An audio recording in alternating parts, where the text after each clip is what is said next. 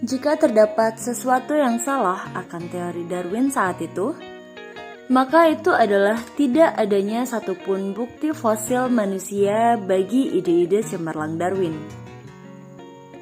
Hasil pemikiran teori evolusi yang sangat prima tersebut akhirnya disajikan secara spekulatif.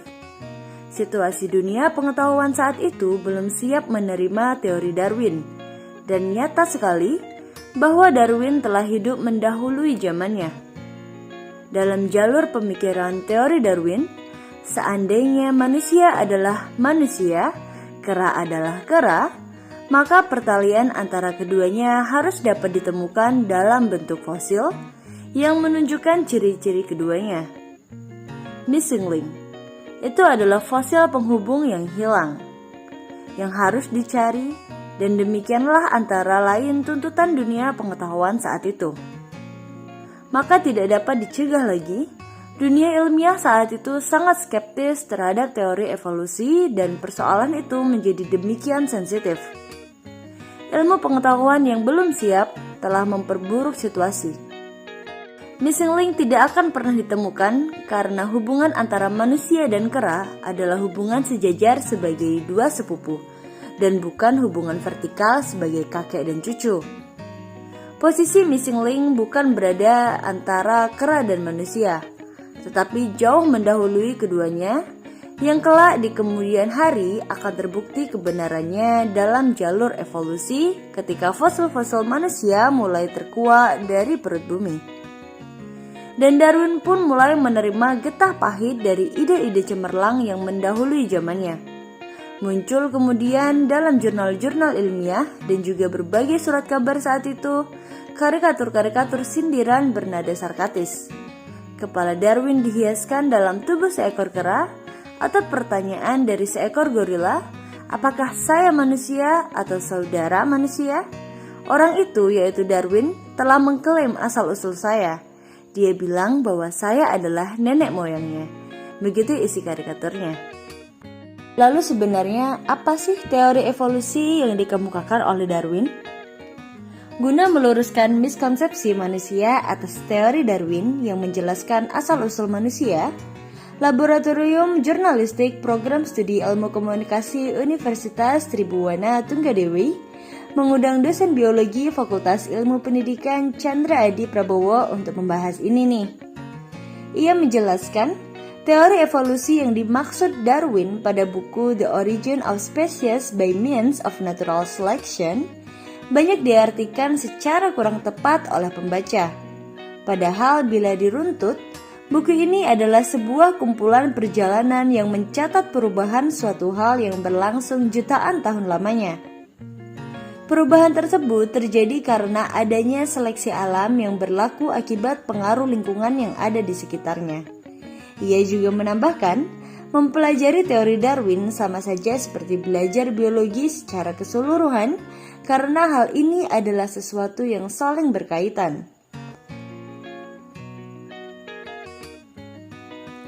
Pada penelitian yang telah ada, semua jenis kera modern baik gorila, orangutan maupun Homo sapiens berasal dari satu nenek moyang yang sama.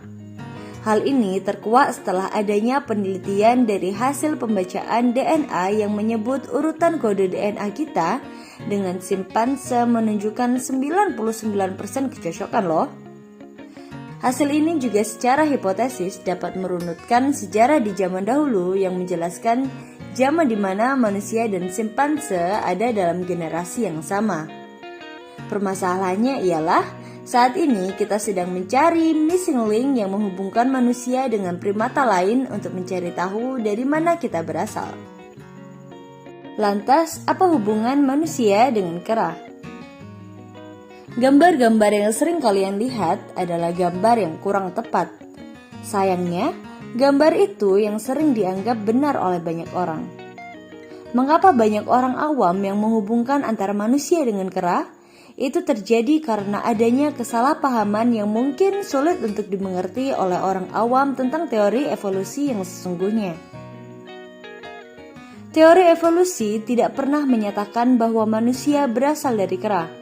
Teori evolusi hanya menyatakan bahwa semua makhluk hidup di dunia ini termasuk manusia berasal dari nenek moyang yang sama.